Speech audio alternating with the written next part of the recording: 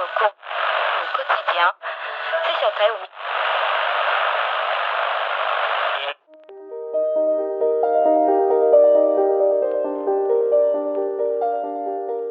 Welcome to True Crime Naija.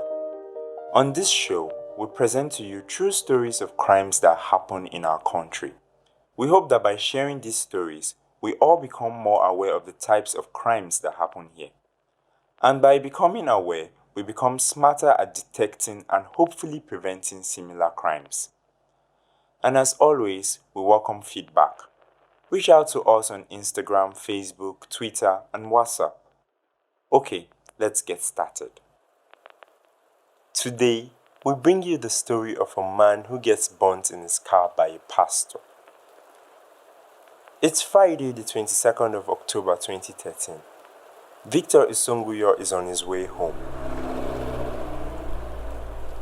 He just had a pretty stressful week and is looking forward to the weekend. He's following his usual route, but today he notices something unusual. There seems to be a man by the roadside flagging him down to stop. As he approaches, he sees the man more clearly. It is Pastor Udoka. Wondering what the pastor was doing here at this time of the night, Victor pulls over. He unlocks the door and Pastor Udoka hops in. Victor is about to restart his car when he feels a sharp pain at the back of his neck. He immediately reaches for his neck and notices that it's bleeding. Pastor Udoka has just stabbed him, but Victor is in too much pain to react. Pastor Udoka's hands are still raised and his weapon is in his hand. All Victor can do is plead with his eyes. Pastor Udoka stabs Victor a second time, killing him instantly.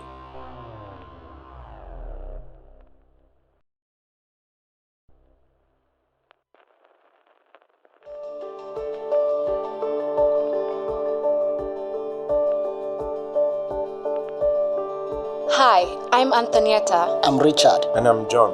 And this story could save your life.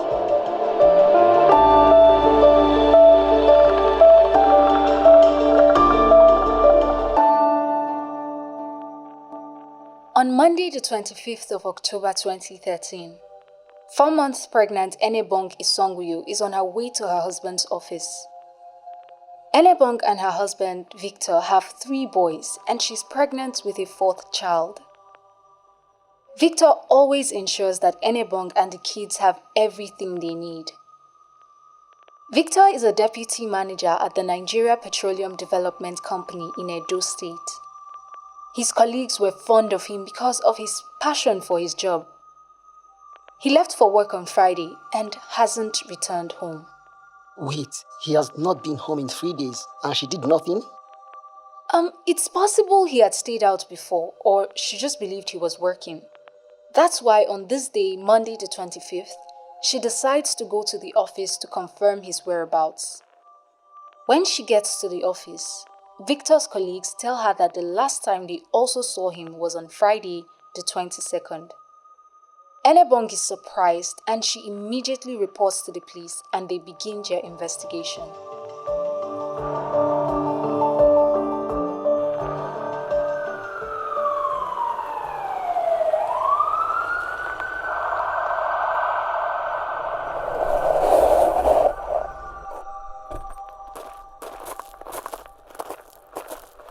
The police find Victor's car parked at a place called Sapele Road.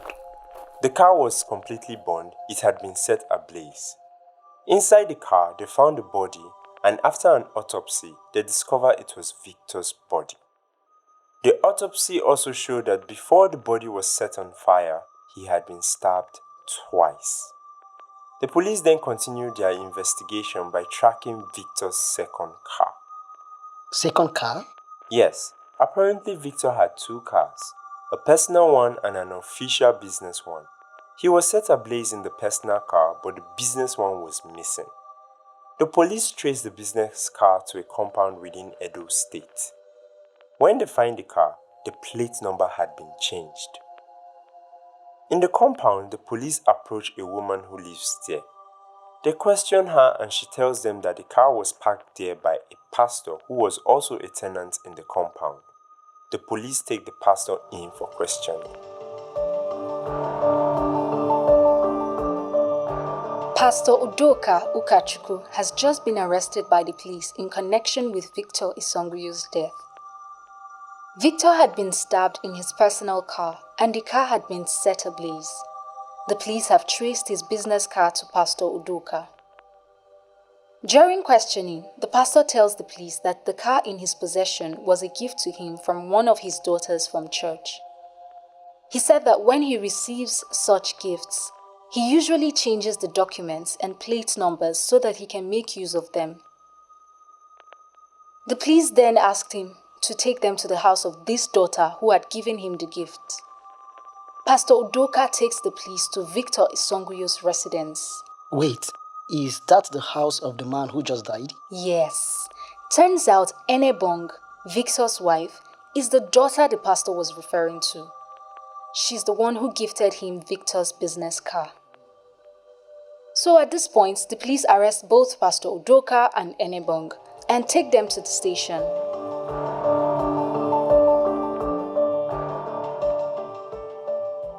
At the station, Enebong tells the police that she gave the car to Pastor Udoka as an offering in order for him to intensify prayers for her missing husband. But the police were not buying this story. One reason was that Pastor Udoka had burns on his left hand and face. And when they asked him how he got the injuries, he said he got burns from tea. Really now? Well, I can understand why the police would keep him, but why are they still keeping Enebong? Well, the police could not understand why Enebong would give away her husband's car shortly after he went missing. They also couldn't understand why she withdrew 4 million naira from his account. Wait, she withdrew 4 million naira? Yes. On the day that she filed the missing persons report, Enebong went to the bank and took out 4 million naira from her husband's account. Okay, maybe she was worried that if anything happened to him, his family would claim his money and leave her helpless with the kids. Well, she didn't give any reason for withdrawing the money. But when the police interrogated Victor's family, they made a shocking revelation.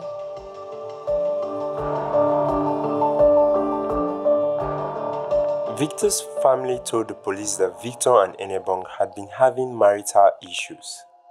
Victor had actually accused Enebong of sleeping with Pastor Udoka. What? I know, right? But it doesn't end there. It got so bad that Victor actually traveled to the village where they are both from and reported his suspicions to his family and hers. And remember that Enebong is 4 months pregnant. Well, Victor told the families that he suspects that the baby she was carrying wasn't his. At that time, the family settled the matter by saying that once Enebong delivers the baby, a DNA test will be carried out to confirm its paternity. Wow, that's a serious allegation, but is that true? Well, when the police asked her about this accusation, Enebong denied it. She denied ever having an affair with Pastor Udoka. She said Pastor Udoka was nothing but a close friend. She said both she and her husband trusted him so much that they usually leave their ATM with him when they travel. That way he could help look after their poultry and other household things when they were gone. But as the case was ongoing, Enebong gives birth at the Benin prison, and immediately after, a DNA test was carried out on the baby.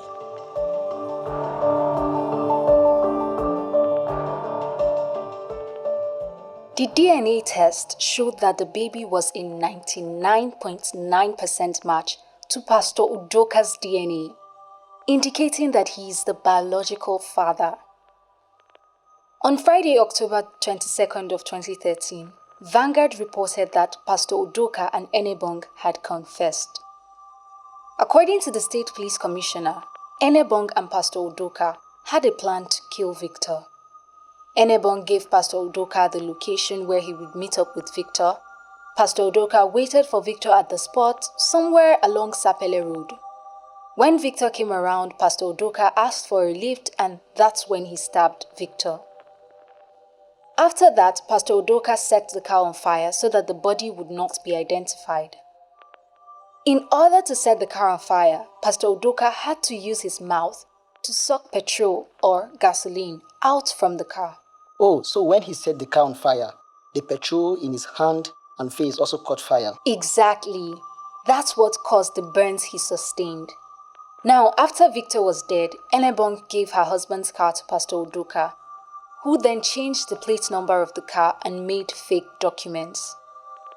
The trial lasted for about 6 years, and on the 8th of May 2019, the Benin High Court judge sentenced Enebong Isongwu and Pastor Udoka Ukachukwu to death by hanging for conspiracy and the murder of engineer Victor Gabriel Isongwu. This is so heartbreaking. Victor's suspicion was right all along.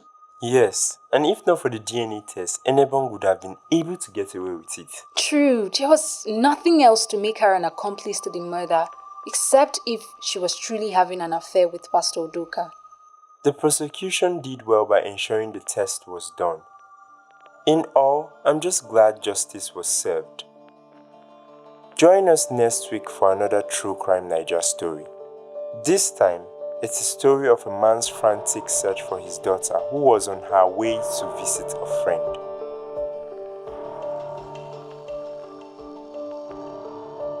True Crime Naija is a Triple E Media production.